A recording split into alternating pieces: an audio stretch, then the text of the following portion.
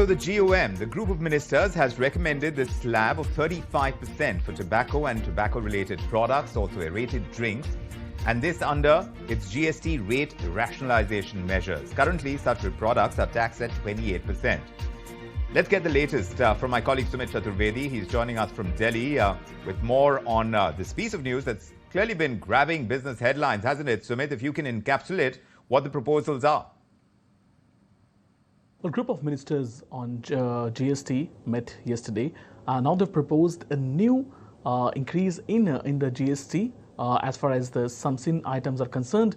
They include tobacco products, tobacco-aerated drinks. So this, according to the proposal, the GST would be increased from 28% to 35%. On the other hand, now some other proposals have also been made on textile goods, garments, etc., leather bags, watches, bikes, etc.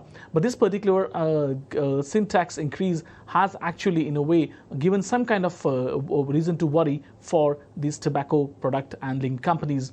Well, on December 21st, in Jaisalmer, the GST Council meet will happen, where Finance Minister will be heading this GST Council meeting. Important issue, another one is insurance premium on health products on that GST could be brought down. So in a way to compensate the loss when it comes to compensating the loss for bringing down GST on insurance products and premiums, there could be increase in GST on certain products. So these sin items could be some of them. Those are on the agenda, and the next GST Council meeting takes place on the 21st of December. Like you mentioned, we'll see what happens over there. But tonight we're tackling this critical development in India's fiscal landscape. If this proposed tax rationalization does go through on rated beverages, on cigarettes, on tobacco products from what was 28% to 35%, what does it mean for India's tax ecosystem, for industry stakeholders as well, and of course the broader Indian economy? To discuss all of this, we're joined by Saurabh Agarwal. He is tax partner at EY India, and Rajani Sinha. She is chief economist at CareEdge Group. Thank you both for being here. Let's dive straight in with you, Saurabh. Saurabh, while this aligns with the sin tax principle, do you think A, we need another new slab, and B, will it do a whole lot to bump up government revenues?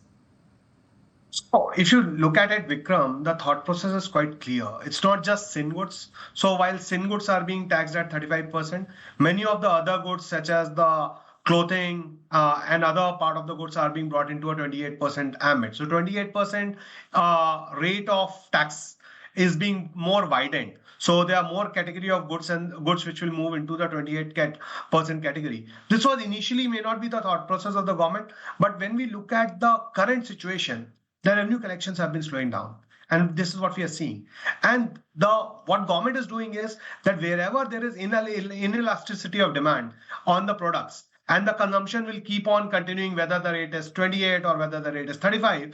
In all such cases, government is trying to increase the tax rates on those goods. Another point which is important to understand is, which will come across because of this, is there can be more evasion of tax. Because what we have seen in the past also, whenever there is a tax rate increase on certain products, the evasion increases on those particular set of products.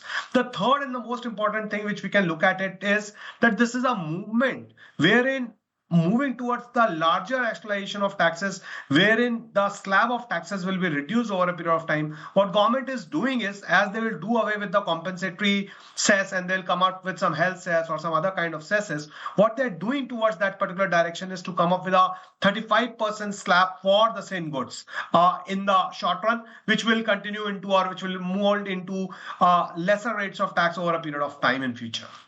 Do you think the slabs will eventually come down? But is this rationalization to you or not, Rajni? The points that Saurabh is making, of course, while this helps from the perspective of public health goals, what do you reckon will be the inflationary impact of this move? This at a time when the RBI has to do this tough balancing act between rising prices, slowing consumption, dipping wage growth, and of course the overall slide in growth that made us recalibrate our GDP calculations right after that Q2 number kicked in to surprise us all. So before I go on the growth and inflation impact, I will just add to what Saurabh mentioned earlier. The whole idea of GST was to simplify the tax structure. So we had broadly 4 tax slabs, and the idea was eventually merging of 2 slabs, 12 and 18% and getting somewhere in between, probably a rate of 15% or so, and have three tax rates. But now we are adding another layer. We're adding another layer of 35%. And if we look at 28% also, the whole idea was that it would include sin goods. But slowly we added more of luxury items to it. We added the, auto, and from what is being proposed now, few of the high value items like watches and even clothes, which are highly priced, would be in that category. So then, the sin goods will probably move to 35%. Then there is no saying going forward, we could see more goods entering the 35% category.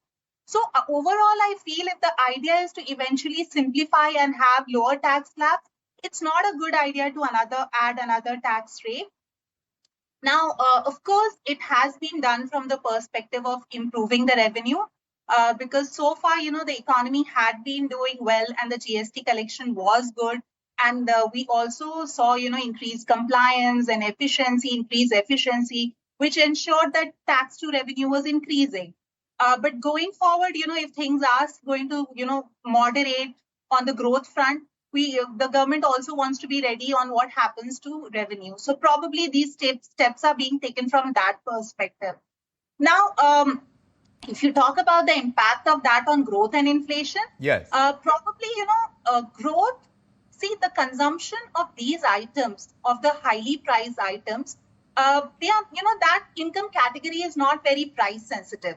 So probably consumption won't be impacted much. right. But yes, to some extent, consumption would get impacted. And this is not the right time because we are seeing moderation in consumption and Yes. we are looking at boosting consumption. So you're saying that it may not impact it, but how much? Because we're talking about discretionary goods over here, like rated beverages. Won't it get impacted? Because now we're seeing demand slow down. If that continues, that trend continues, won't this really pull it down further?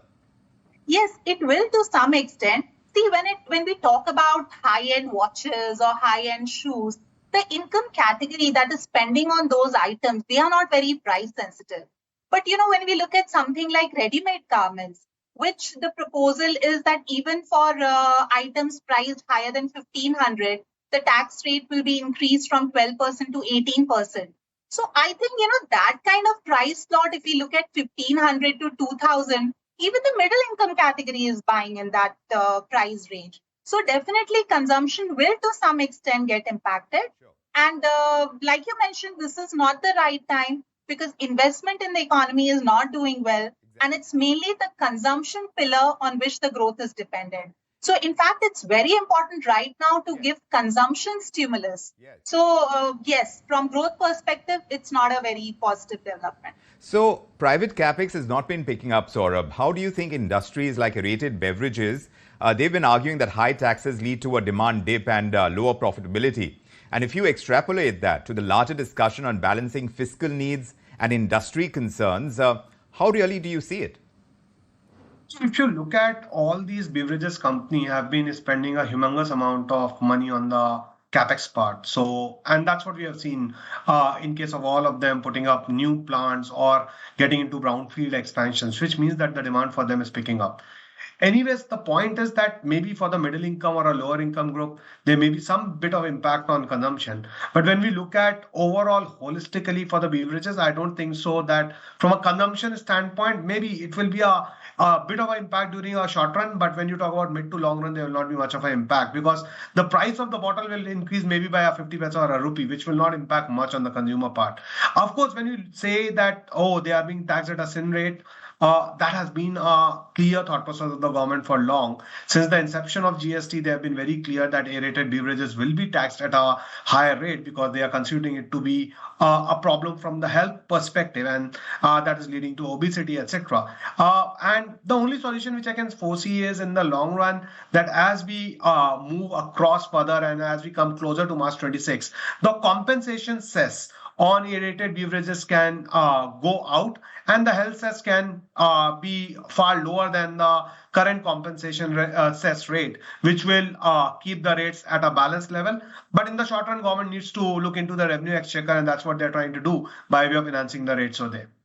When you look at it from industry's perspective, Saurav, how exactly does it increase or affect even the compliance burden? Do such moves, do you think it could potentially dissuade foreign investments? So I don't think from a compliance perspective, it's a bit of a challenge. Of course, someone can say that there is a challenge from a compliance perspective because within the same product category, say apparel, you are putting three rates of goods into it. And of course, you will see that in some manner, people will come up with those specific thing, 1499, 9999, and thereafter, in order to save the taxes on those particular type of goods. But if you look at from a compliance standpoint, will it burden the compliances? At least I would say that it's a normal part of doing business in India. I don't think it will have an impact much on the compliance part of this story. Saurav, while there is also talk of this tweaking of GST rates for apparel, there would be potential compliance challenges because you did say that, to be able, there is a lot of evasion as well. Do you see that also coming into play over here and the effect on smaller businesses at a time that they are struggling to keep up with the Amazons of the world? So when we look at from an evasion standpoint, see, when we talk about the organized players, I don't foresee that there'll be evasion over there. But in the unorganized sector, if at all there is an evasion, we have always seen, and that has been a past history. As and when the tax rates have increased, it has led to evasion. The point which we need to be cautious of is that in the short run, and we have seen the GST collection numbers when it came for this particular month, these were basically October numbers which got released, which was a festive season, and the numbers have come down compared to the last month's number. There was a dip by around 2.5, 2.7%, which shows that there is a bit of an issue when it comes to consumption, and therefore government needs to garner revenue. And these are some of those areas where, government feels that there is a likely chance that they can garner more revenues. Of course, there can be some bit of impact on the consumption in the short run, but I don't foresee much of an impact on the industry coming in this regard. And maybe over a period of time, as the collections increase, the government will go back to the right rates of taxes by way of reducing the compensation cess or maybe removing the cess holistically. Be some balancing over here and that is the rationalization that we're talking about. But Rajani, on that same point, from a macro perspective, in your opinion, does this move towards rate rationalization that we're talking about, does it align with India's broader fiscal and economic goals? Because we are trying to increase our tax to GDP ratio. We are definitely trying to do that. We are also trying to formalize the economy. Can these GST rate hikes help in those macro directions as well? See, the idea is definitely to increase the revenue. And like Saurav mentioned, if you look at the GST collection now, we are seeing a moderation. So the benefit that we had seen in the last couple of years seems to be dwindling with the economic growth moderating. But I feel if we look at the longer picture, eventually we have to look at a simplified GST structure. Because once we add more slabs or we increase rates, it is very difficult to go back. And we have seen that in the past. Even now, if we look at this state compensation cess, and as it gets over in FY26, now there are talks of converting that to something else, some other cess, because states do not want to lose on that revenue. So the point I'm making is that once you add something like this, it's not that when the economic situation is better, you can then go back on these measures. So I think the government should tread very cautiously. The whole idea was to simplify the tax structure, and they should stick to that. As far as taking care of government finances is concerned, they should look at other aspects as to how that can be taken care of. Yes. And at least on the center's front, if you look at government finances, they have been doing well. They have been able to achieve fiscal deficit lower than what they had budgeted for in the past. Yes. Yes, it is a concern because especially now you see with the kind of goals some of the states have been announcing, it's going to be a big challenge. Right. But I think this is not the solution to take care of that challenge. Right. So, yes, the social welfare, the freebie culture that we're seeing that much more, especially during election time, all of that needs to be compensated. And you're seeing that, revenues to stay at the elevated levels as far as GST is concerned. Perhaps this is the government's way of doing it. What's your thought on this, Saurabh? With the GST Council now set to meet on the 21st of December, according to you, which are the key considerations that the Council should have before them to ensure that these rate changes don't render unintended consequences like the kind that Rajani is pointing out? think, it was very important that they should have looked into a simplified rate structure. One of the way of garnering the revenue would have been to increase the cess, because cess was for a specified time period. By way of increasing the rate, as Rajni was mentioning, it can go and hit the industry in the long run. So maybe that could have been a better idea. But when I look at, and maybe one of the thought process which I see from the government standpoint is that they're increasing it to 35% as a move towards rationalization in near future, where they will bring down the number of slabs. Because anyways, the cess has to go away at some point of time, because it's still March 2026 only when the government will ensure that the cesses are removed. What is also important to understand is that they want to bring down the rate of tax on certain products as well. Because if you see packaged drinking water of 20 liter and above, they want to bring down the rate from 18 to 5%. From bicycles, they want to bring down the rate of tax from 12% to 5%. On exercise notebooks for the kids, they want to bring down the tax rates from 12% to 5%. So somewhere they are trying to do a balancing. Of course, it is leading to a bit of a complex structure. And in maybe in a mid to long run, when I have to look at, they will like to bring down the rate of tax on two-wheelers from 28 to 18%. They would like to bring down the tax rate on hybrid cars by maybe removing the cesses. They would like to remove or they like to bring down the tax rates on ghee stroke butter, which is required from 12 to 5%. Yeah.